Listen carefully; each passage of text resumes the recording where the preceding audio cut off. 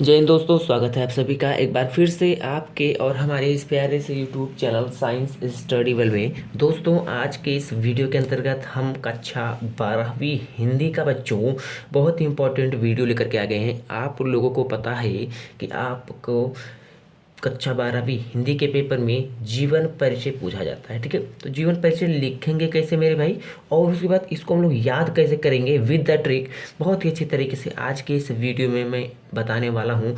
सबसे पहले हम लोग तो जानेंगे वासुदेव शरण अग्रवाल जी का, और फिर उसके बाद इसी वीडियो में हम लोग पढ़ेंगे डॉक्टर हजारी प्रसाद जी का। ठीक है, तो बस इन दोनों लेखकों का आप लोगों को याद कर लेना है 100% मेरे भाई। इसी में से आपको यहाँ से क्वेश्चन में वो जीवन परिचय देखने को मिलेगा। ठीक है ना दोस्त। तो अगर आप हमारे चैनल पे बच्चों पहली बार आए हो तो प्लीज़ चैनल को सब्सक्राइब करके बेल आइकन को भी प्रेस कर लीजिएगा, ताकि इसी तरीके से आप तक हमारी वीडियोस डेली पहुंच सके। ठीक है, आइए तो देखो, इस तरीके से हम लोग लिखेंगे वासुदेव शरण अग्रवाल। ठीक है, इस तरीके से लिखेंगे। नीचे एक लाइन लगाएंगे बच्चों, अच्छे से लिखना है ताकि एग्जामिनर खुश हो जाए।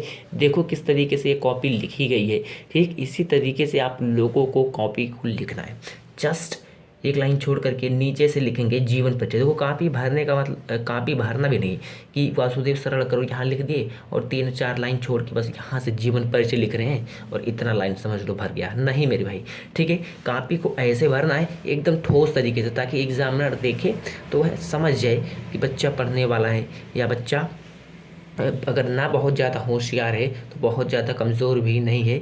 तो इतना डेप्थ में आप लोगों को वो चेक नहीं करते हैं कॉपीज़। ठीक है, बस कंटेंट आप लोगों का देते हैं, प्रेजेंटेशन देखते हैं कि कैसा बच्चा प्रेजेंट किया है, ये मायने रखता है। ठीक है, तो देखो लिखेंगे जीवन परिचय। जीवन परिचय लिखेंगे, जस्ट नीचे हम लोग इस तरीके से अंडरलाइन करेंगे और एक डैश लगाएंगे। अब यहाँ से लिखना हम लोग स्टार्ट करेंगे बच्चों। क्या लिखेंगे, चीज़ों को समझते जाना। डॉक्टर वासुदेव शरण अग्रवाल का जन्म सन 1904 ईस्वी में मेरठ जिले के खेड़ा नामक ग्राम में हुआ था। इनके पिता लखनऊ में रहते थे, इसीलिए इनका बचपन लखनऊ में ही व्यतीत हुआ।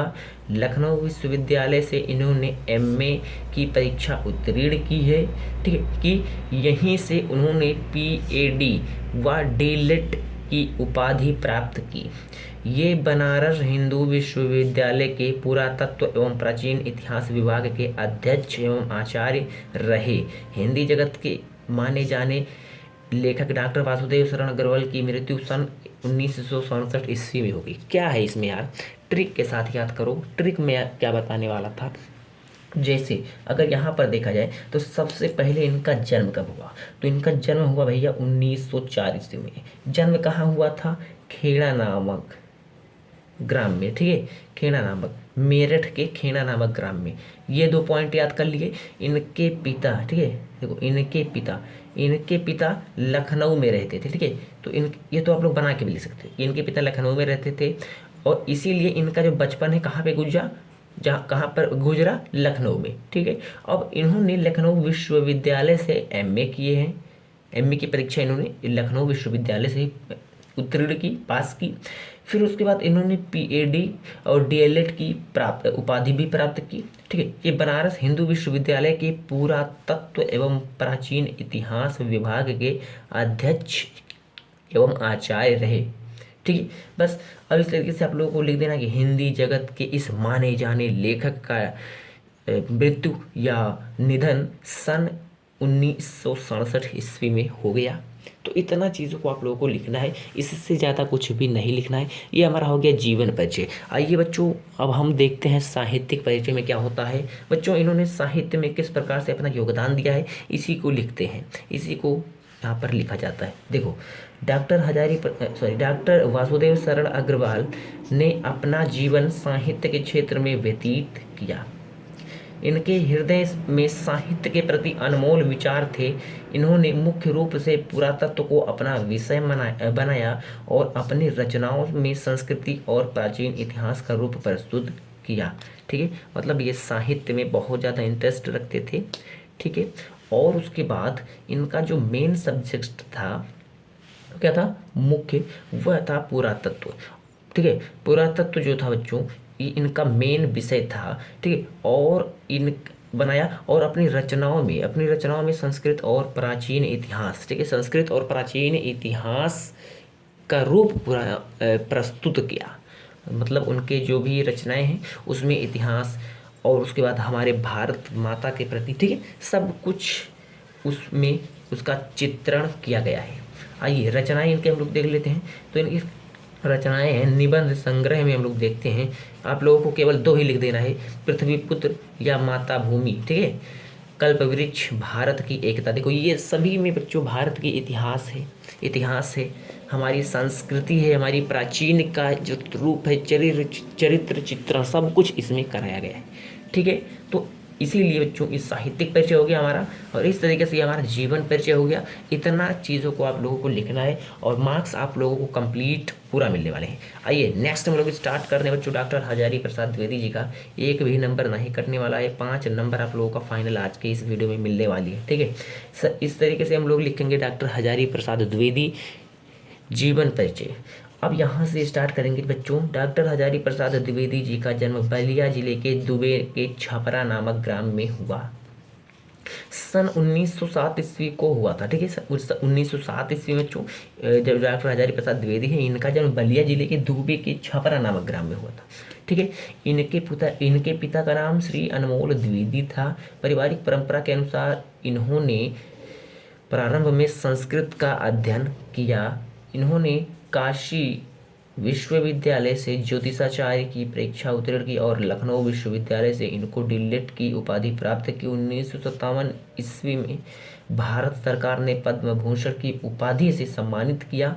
19 मई सन 1979 ईस्वी में रोग से पीड़ित होने के कारण द्विवेदी जी का निधन हो गया। इस तरीके से हम लोगों को लिखना है, चीज़ों को याद करते चलना है। अब इसमें हम लोग क्या याद करेंगे, सिंपल सी बात है, इनका जन्म कहाँ हुआ था, मतलब कब हुआ था, कहाँ हुआ था, छपरा नामक ग्राम में हुआ था, ठीक है। इनके पिता का नाम आप लोगों को याद रखने है, अनमोल द्विवेदी था। पारिवारिक रूप के अनुसार इन्होंने प्रारंभ में संस्कृत का अध्ययन किया। अब यहाँ पे इस पॉइंट को आप लोगों को याद रखना है, ठीक है। नेक्स्ट, इन पढ़ाई कहाँ से, तो काशी विश्वविद्यालय से ज्योतिषाचार्य की परीक्षा उत्तीर्ण की और जस्ट लखनऊ विश्वविद्यालय से इन्होंने डीलिट की उपाधि भी प्राप्त कर ली। फिर 1957 ईस्वी में इनको पद्म भूषण से सम्मानित किया गया, ठीक है। अब 19 मई सन 1979, या अब आप लोग बोल दोगे कि इस महान लेखक का मृत्यु 1919 ईस्वी में रोग से पीड़ित होने के कारण हो गया, ठीक है। इस तरीके से आप लोगों को कंटेंट को अच्छे से लिखना है ताकि एग्जामिनर खुश होकर पूरे मार्क्स आप लोगों को दे दे। अगला बात है बच्चों साहित्यिक परिचय में हम लोग क्या लिखेंगे कि आचार्य हजारी प्रसाद द्विवेदी जी साहित्य के निबंधकार, उपन्यासकार और आलोचक एवं संपादक थे। अतिरिक्त एक कुशल वक्ता एवं सफल अध्यापक भी थे। ये बच्चों क्या थे, यह साहित्य में इनका किस प्रकार से साहित्य में उपयोग था, मतलब ये किस हिसाब से साहित्य में, तो साहित्य में इन्होंने निबंध भी लिखा, उपन्यास भी लिखा, आलोचक भी लिखा, आलोचना भी, संपादक भी रहे, और ये एक कुशल वक्ता एवं सफल अध्यापक भी रहे। ये बांग्ला तथा संस्कृत के प्रख्यात विद्वान भी थे, ठीक है। इनके पास मतलब किस सब्जेक्ट की ज़्यादा जानकारी थी, बांग्ला की और संस्कृत की, ठीक है। इनकी रचनाओं में नवीनतम एवं प्राचीनतम समन्वय है।